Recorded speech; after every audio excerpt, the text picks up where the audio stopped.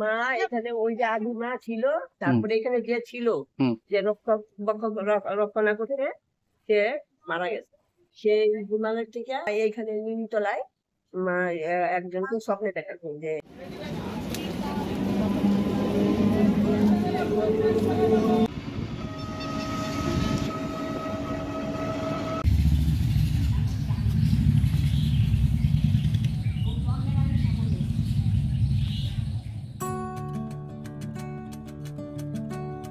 নমস্কার, সকলে কেমন আছেন? আশা করি সকলে ভালো আছেন। এন্টারটেন বাংলা চ্যানেলের আরও একটি নতুন ভিডিওতে সকল বন্ধুদের জানাই স্বাগত। বড়দেরকে প্রণাম, ছোটদেরকে অনেক অনেক ভালোবাসা। আমাদের এই বাংলায় কিন্তু বিভিন্ন লুকোনো রত্ন রয়েছে। তার মধ্যেই আজকে আমি চলে এসেছি একটা মন্দিরে, মা কালীর মন্দির, যেটাকে স্থানীয় বাসিন্দারা আদি মন্দির নামে বেশি জানেন, চেনেন। তো এই আদি মন্দিরে আজকে আমি চলে এসেছি। মন্দিরের অপূর্ব সুন্দর মনোরম পরিবেশ। আর এই মন্দিরে কিন্তু মা কালীর মন্দির ছাড়াও আরও বিভিন্ন ছোট ছোট মন্দির রয়েছে। প্রত্যেকটা মন্দিরেই দেবতারা বিরাজ করছেন। তো বন্ধুরা, এই আদি কালী মন্দির কোথায় অবস্থিত, আপনারা কিভাবে এসে পৌঁছবেন, এই মন্দির কখন কখন খোলা থাকে, এই মন্দিরে ভোগ প্রসাদ পাওয়া যায় কিনা, ভোগ প্রসাদ পাওয়া গেলে তার মূল্য কত, এই সকল কিছু তথ্য নিয়ে থাকছে আজকের সম্পূর্ণ ভিডিও। তো বন্ধুরা, ভিডিওটা স্কিপ না করে পুরোটা দেখার অনুরোধ রইল। আশা করি আপনাদের খুবই ভালো লাগবে ভিডিওটা। আর ভিডিওটা দেখে আপনাদের কেমন লাগলো অবশ্যই আপনাদের মূল্যবান মতামতটি জানাবেন একটা কমেন্ট করে। ভালো লাগলে অবশ্যই একটা লাইক করবেন, শেয়ার করবেন। আর যদি চ্যানেলে নতুন হয়ে থাকেন তবে চ্যানেলটি সাবস্ক্রাইব করে আমার পাশে থেকে আমায় আশীর্বাদ করবেন। তো চলুন শুরু করা যাক আজকের ভিডিও। আজকের গন্তব্যস্থলে যাওয়ার জন্য আমি চলে এসেছি বেথুয়াডহরি স্টেশনে। বেথুয়াডহরি স্টেশনে আসার জন্য শিয়ালদহ থেকে লালগোলা প্যাসেঞ্জার ট্রেন ধরে আপনারা খুব সহজেই পৌঁছে যেতে পারবেন এই বেথুয়াডহরি স্টেশনে। আমি নেমেছি 1 নম্বর প্ল্যাটফর্মে। এই 1 নম্বর প্ল্যাটফর্মের দিক থেকেই টিকিট কাউন্টারের পাশ দিয়ে বাইরে বেরিয়ে হাই রোডের দিকে একটু এগিয়ে আসলেই ডান দিকেই পেয়ে যাবেন আপনারা এই টোটো স্ট্যান্ড। স্টেশনের সামনাসামনি যে টোটো স্ট্যান্ড আছে সেখান থেকে কিন্তু টোটোগুলো যাবে না। আপনারা একটু এই দিকে এগিয়ে আসলেই এই যে টোটোগুলো দেখবেন, এইখান থেকে আপনাদের টোটোয় উঠে বলতে হবে আদি কালীতলা কালী মন্দির যাব। এখান থেকে আদি কালীতলা কালী মন্দির পর্যন্ত সময় লাগবে টোটোয় করে 10 মিনিট, আর ভাড়া জনপ্রতি 10 টাকা করে।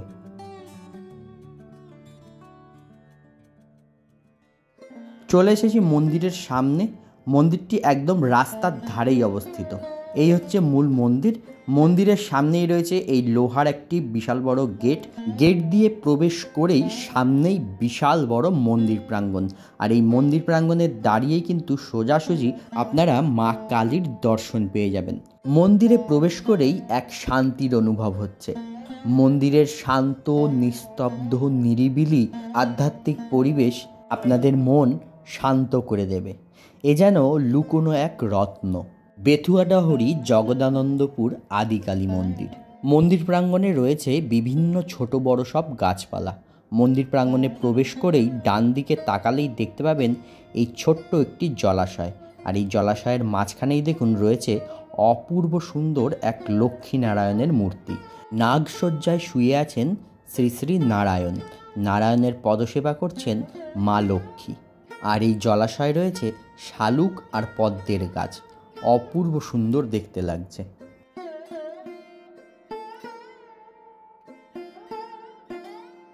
মন্দির প্রাঙ্গণে রয়েছে আরও বিভিন্ন ফুলের গাছ। রয়েছে জবা ফুল, পদ্ম ফুল, টগর ফুল, এছাড়াও আরও বিভিন্ন রকমের ফুলের গাছ। আর রয়েছে প্রচুর তুলসী গাছ। এই মন্দির প্রাঙ্গণে মা আদিকালীর মূল মন্দির ছাড়াও রয়েছে আরও ছোট ছোট অনেকগুলি মন্দির। তো চলুন বন্ধুরা, মা আদিকালীকে দর্শন করার আগে ছোট ছোট সেই মন্দিরগুলি আমরা দেখে নিই এবং মন্দিরের গর্ভগৃহে থাকা দেবতাদের দর্শন করে নিই। প্রথমেই চলে আসলাম মূল মন্দিরের বাঁ দিকে। বাঁ দিকেই দেখুন এখানে একটি মন্দির রয়েছে। এই মন্দিরটা কিন্তু অপূর্ব সুন্দর। মাঝখানে মন্দির, আর মন্দিরের চারিদিক দিয়ে ঘোরানো বারান্দা, আর মন্দিরের গায়ে রয়েছে বিভিন্ন দেবদেবতার ছবি। এই হচ্ছে মন্দিরের চূড়াটি। চূড়ায় একদম ওপরে রয়েছে পদ্ম ফুল আর রয়েছে নাগের মূর্তি। অসাধারণ দেখতে লাগছে কিন্তু মন্দিরটি ছোট হলেও কিন্তু দৃষ্টিনন্দন। মন্দিরের কারুকার্য অপূর্ব সুন্দর। চলুন বন্ধুরা, মন্দিরের গর্ভগৃহে কোন দেবতা বিরাজ করছেন সেই দেবতাকে আমরা দর্শন করে নিই।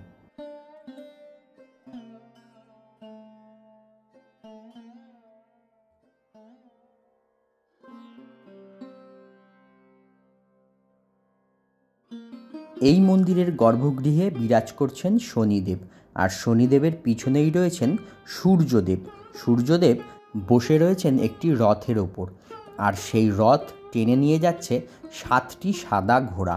সূর্যদেবের এমন সুন্দর মূর্তি কিন্তু আপনারা সচরাচর কোনো মন্দিরে দেখতে পাবেন না। আর সামনেই রয়েছেন গ্রহরাজ শনিদেব।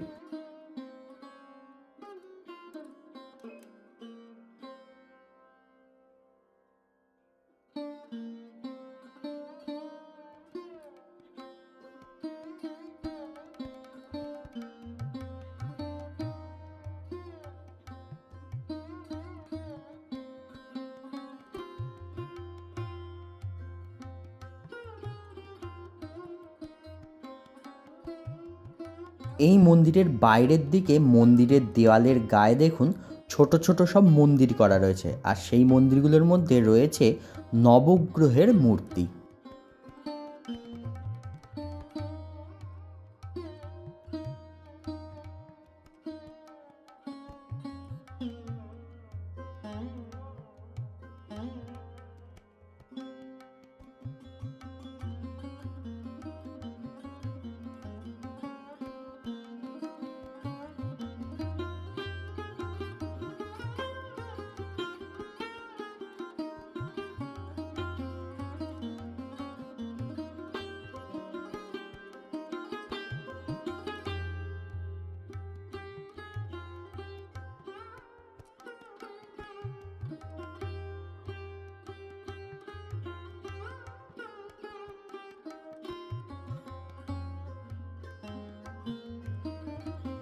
নবগ্রহ মন্দিরের পাশেই রয়েছে বজরংবলীর মন্দির। বজরংবলীর মন্দিরের ওপরের দিকে দেখুন রয়েছে বজরংবলীর একটি মূর্তি, আর রয়েছে মাতা অঞ্জনী বজরংবলীকে কোলে নিয়ে বসে রয়েছেন এমন একটি মূর্তি।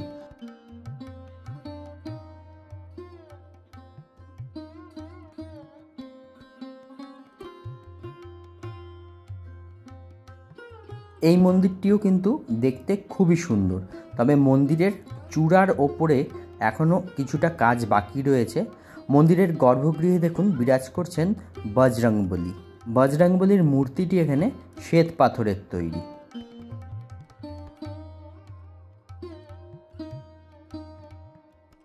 বজরংবলীর মন্দিরের পাশেই রয়েছে শ্রী শ্রী সিদ্ধিদাতা গণেশের মন্দির, আর এই মন্দিরটির কাজ কিন্তু এখনও সম্পূর্ণ হয়নি, মন্দিরটির কাজ চলছে।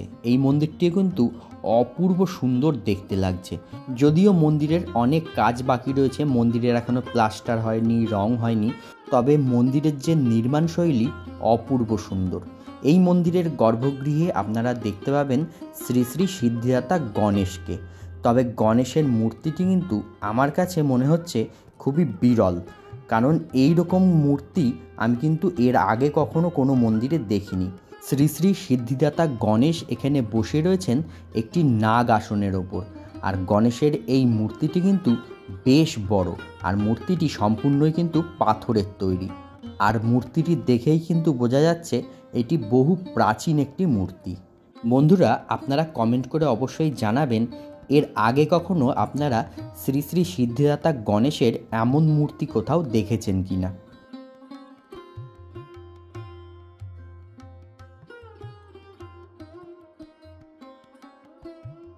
মন্দিরে প্রবেশ করার জন্য দেখুন এদিক দিয়েও একটি গেট রয়েছে, আর গণেশের মন্দিরের ঠিক সোজাসুজিই দেখুন এখানে রয়েছে একটি কামরাঙা গাছ, আর এই কামরাঙা গাছের নিচেই রয়েছে খড়ের তৈরি একটি মন্দির। মন্দিরের দেওয়ালও খড় দিয়ে তৈরি, মন্দিরের চালও কিন্তু খড় দিয়ে তৈরি, অপূর্ব দেখতে লাগছে কিন্তু। আর এই মন্দিরের ভেতরে রয়েছে গোপালের একটি মূর্তি। গোপালের এই মূর্তিটি কিন্তু মাটির তৈরি, সেই কারণে বৃষ্টি পড়ে এই মূর্তিটি একটু কিন্তু নষ্ট হয়ে গেছে, তবে এই মন্দিরটা কিন্তু অপূর্ব সুন্দর দেখতে লাগছে। তো বন্ধুরা, মা কালীর মূল মন্দিরের বাঁদিকের মন্দিরগুলো তো আমরা দেখে নিলাম, এবারে চলুন মা কালীর মূল মন্দিরের ডান দিকেও কিন্তু আরও 2টি মন্দির রয়েছে, সেই 2টো মন্দির আমরা দর্শন করে নিই।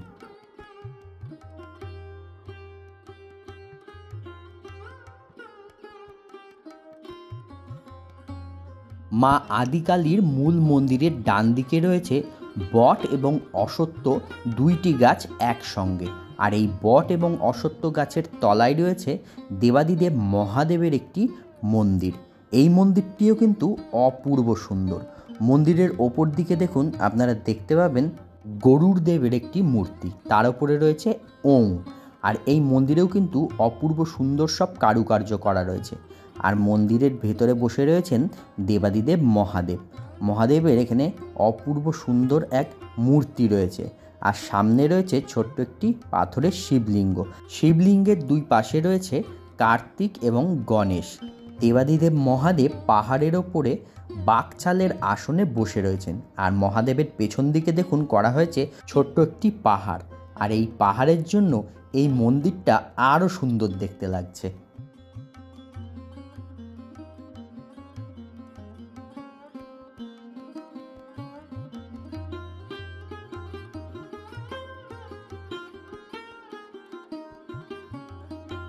মহাদেবের মন্দিরের ঠিক পাশেই রয়েছে আরও একটি মন্দির, তবে এই মন্দিরটি পরে দেখছি। তার আগে দেখুন, এই মন্দিরের ঠিক সামনাসামনিই রয়েছে নন্দী মহারাজের একটি মূর্তি।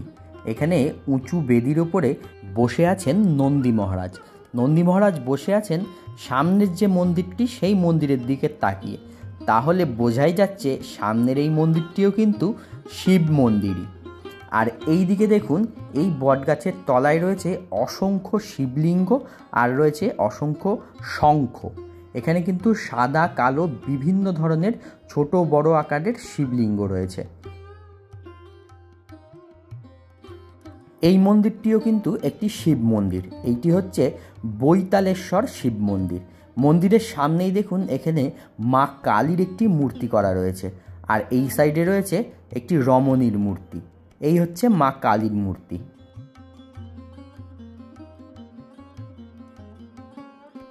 আর এদিকে রয়েছে একটি রমণীর মূর্তি। আর এখানে দেখুন পাথরের ফলকে লেখা রয়েছে বৈতালেশ্বর মহাদেব, প্রতিষ্ঠাতা শ্রী শ্রী বাবা সন্তোষ রাম ব্রহ্মচারী।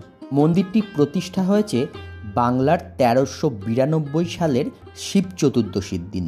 মন্দিরের গর্ভগৃহের দেয়ালে দেখুন রয়েছে মহাদেব বিষ পান করেছিলেন সেই একটি চিত্র।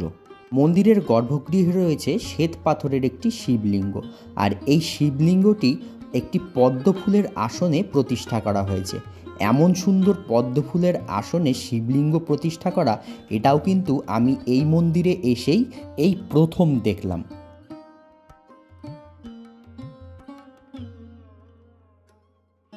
তো বন্ধুরা, আমরা আশেপাশের সমস্ত মন্দিরগুলো তো দর্শন করে নিলাম। এবারে চলুন মূল মন্দিরে মা আদিকালীকে আমরা দর্শন করে নিই। মায়ের মূল গর্ভগৃহের সামনাসামনি রয়েছে এই একটি নাট মন্দির, আর নাট মন্দিরের মাঝখানেই এখানে রয়েছে একটি যজ্ঞকুণ্ড। বিভিন্ন অনুষ্ঠানের সময় এই যজ্ঞকুণ্ডেই কিন্তু যজ্ঞ করা হয়। এখানে বিভিন্ন ধরনের মাঙ্গলিক অনুষ্ঠান হয়, যেমন বিবাহ, উপনয়ন, অন্নপ্রাশন, এরকম আরও বিভিন্ন অনুষ্ঠান কিন্তু এখানে হয়ে থাকে। এছাড়াও গাড়ি পুজো, মানদের পুজো, এরকম বিভিন্ন ধরনের পুজো এখানে হয়ে থাকে। নাট মন্দির পার করে এসেই খানিকটা খোলা জায়গা, তারপরেই হচ্ছে মন্দিরের দালান। দালান পার করেই মা আদিকালীর গর্ভগৃহ। গর্ভগৃহের যে প্রবেশদ্বার, প্রবেশদ্বারের ওপরের দিকে দেখুন লেখা রয়েছে জগদানন্দপুর আদিকালীতলা শ্রী শ্রী সর্বমঙ্গলা মা। গর্ভগৃহে উঁচু বেদির ওপরে বিরাজ করছেন মা আদিকালী। মায়ের মূর্তি কোষ্ঠী পাথরের তৈরি। পদ্মফুলের আসনের ওপরে শায়িত দেবাদিদেব মহাদেব। দেবাদিদেব মহাদেবের বুকের ওপরে দণ্ডায়মান মা আদিকালী। মা চতুর্ভুজা, মুক্তকেশী। মায়ের রূপ শান্ত স্নিগ্ধ। মায়ের মূর্তিটি কিন্তু ছোট্ট মতন। রামপ্রসাদ বলেছিলেন, মায়ের বিগ্রহ যদি ছোট না হয় তবে কোলে নেব কেমন করে। তেমনই কিন্তু মায়ের মূর্তি এখানে ছোট্ট মতন, অপূর্ব সুন্দর মায়ের রূপ। মায়ের ডান দিকে এই যে ছোট্ট একটি ঘরের মতন দেখছেন, এর মধ্যেই রয়েছে মায়ের আদি মূর্তিটি, যেটি নিম গাছতলায় এক কালী সাধক স্বপ্নে পেয়েছিলেন। সেই নিম গাছ কিন্তু আজও রয়েছে, আর সেই নিম গাছটা রয়েছে এই মন্দিরের ভেতরেই। সেটা আপনাদের একটু পরে দেখাচ্ছি। তার আগে চলুন, মায়ের গর্ভগৃহের পাশেই রয়েছে এখানে আরও একটি গর্ভগৃহ, যে গর্ভগৃহে বিরাজ করছেন মা মনসা এবং মা শীতলা।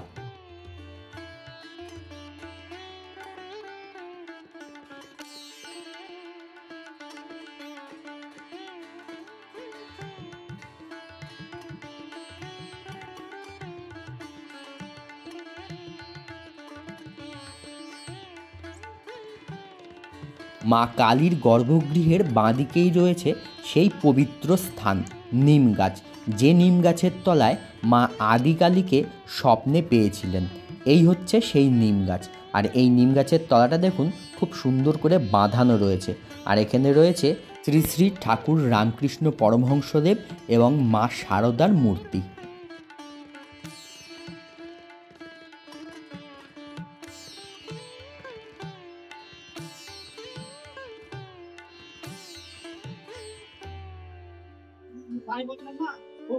নমস্কার মা, আপনি কি এখানে মায়ের সেবা করেন? হ্যাঁ, বিকেল বেলা করি আমি। সকালে বিকেলে আমি মায়ের খাবার জল মানে ফল। আচ্ছা, মায়ের মন্দির এখানে কখন কখন খোলা হয়? সকাল 7টা থেকে বেলা 12টা অব্দি থাকে, আবার বিকেল 4টা থেকে রাত 8টা। আচ্ছা, মায়ের কি এখানে অন্নভোগ হয়? অন্নভোগ হয় প্রতিদিন? প্রতিদিন। আচ্ছা, সেই অন্নভোগ কি ভক্তরা পায় আসলে? ভক্তরা পায়। আচ্ছা, তার জন্য কি কুপন সিস্টেম আছে কোনো? কুপনও আছে, এমনি হাতে হাতে পায়, আবার টাকা দেয় বেশি নিব তারা আচ্ছা, ভোগ নেয়। সেটা ভোগের মূল্যটা কত? মূল্য আছে 150-200 এরকম। 150-200 এরকম? হ্যাঁ। মায়ের কি ভোগ হয় এখানে? অন্নভোগ হয়। মানে নিরামিষ না? নিরামিষ। আচ্ছা, নিরামিষ। নিরামিষ 5 রকমের ভাজা হয়, তরকারি হয়, চাল হয়। আচ্ছা যে কেউ কি দিলে সেটা বেশি পায়েস টায়েস হয়। আচ্ছা। আর এখানে কি কোনো মানে অনুষ্ঠান হয়, যে মাঙ্গলিক অনুষ্ঠান যেগুলো, যেমন অন্নপ্রাশন, বিয়ে, হ্যাঁ, এইসব? সব হয়। এগুলো সব হয়? হ্যাঁ, সব। বিয়ে, অন্নপ্রাশন, পৈতে, হ্যাঁ, পৈতে এগুলো সব হয়? সব। আচ্ছা আচ্ছা, সেসবের জন্য ধরুন কোনো কেউ যদি যোগাযোগ করতে চায় হ্যাঁ। আপনাদের কাছে সঙ্গে আগের থেকে, হ্যাঁ। তার জন্য নাম্বার পাওয়া যাবে? ওই যে ফোন নাম্বার আছে ঠাকুরমশাই। আচ্ছা আচ্ছা, সামনে দেয়া আছে। হ্যাঁ। আচ্ছা, আর এখানে এই যে মায়ের সম্বন্ধে একটু যদি কিছু বলেন। মা এখানে ওই যে আদি মা ছিল, তারপরে এখানে যে ছিল হুম। যে রক্ষণা করতে, সে মারা গেছে। সে আচ্ছা, এই মাকে সেই হিমালয় থেকে গুরুদেব দিয়া এই মাকে আমি প্রতিষ্ঠা করি। কোথা থেকে? এই হিমালয় তো গুরুদেব বেরিয়েছি। হিমালয়? হ্যাঁ, আচ্ছা আচ্ছা ওইখান থেকে মা তৈরি করে মাকে এখানে না প্রতিষ্ঠা করে। হয়তো আচ্ছা 20-30 বছর হয়ে গেছে। আচ্ছা। আর মা আদিমা যে আদি মা এইখানে নিমতলায় মা একজনকে স্বপ্নে দেখাতো যে আমি এইখানে জলের দিদি রইতে পুরি আমাকে নিয়ে থাকবো। তারপরে কি করবো, কিছু নেই, এর মধ্যে রাইখা সে তো টিনের ছাপ রাখি ওর মধ্যে রাখতো মানে। আচ্ছা তারপরে এই কালে উন্নতি হয়েছে। আচ্ছা আচ্ছা। আর এখানে মায়ের বাৎসরিক পুজোটা কবে হয়?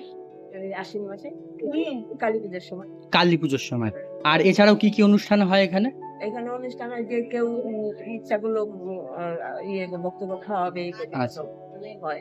আর যে আশেপাশের যে মন্দিরগুলো আছে? শিবরাত্রি হয়, শিবরাত্রি শিব পূজায় যে প্রতি শ্রাবণ মাসে প্রতি সোমবারে জল ঢালা হয়। আচ্ছা তারপরে শিবরাত্রি হয়, নীল পূজা হয়। আচ্ছা। আর মা মনসা শীতলাই পুজো হয়? হ্যাঁ, মা মনসা মা। তারপরে এদিকে দেখলাম বড় ঠাকুর রয়েছেন। বড় ঠাকুরের পূজা প্রতি শনিবারে হয়। তারপরে আপনার বজরংবলী রয়েছেন। বজরংবলী আছে, তারপরে গণেশ আছে। এগুলো সব পুজোই হয়? সব। আচ্ছা আচ্ছা, ঠিক আছে, ধন্যবাদ। তো বন্ধুরা, শুনলেন এখানে কিন্তু যজ্ঞ, বিবাহ, অন্নপ্রাশন, উপনয়ন, গাড়ি পুজো, এই সকল অনুষ্ঠানগুলো কিন্তু হয়। আর এই সব কিছুর জন্য কিন্তু আলাদা আলাদা মূল্য ধার্য আছে। যেমন বিবাহের জন্য 1500 টাকা, যজ্ঞের জন্য 1000 টাকা, গাড়ি পুজোর জন্য 200 টাকা, 100 টাকা, 500 টাকা, যেমন গাড়ি সেরকম অনুযায়ী আর কি পুজোর দক্ষিণা দিতে হয়। তো আপনারা যদি এরকম পুজো বা কোনো মাঙ্গলিক অনুষ্ঠান বা ভোগ প্রসাদের জন্য যোগাযোগ করতে চান, তবে স্ক্রিনে দেয়া এই নাম্বারে আপনারা যোগাযোগ করতে পারেন।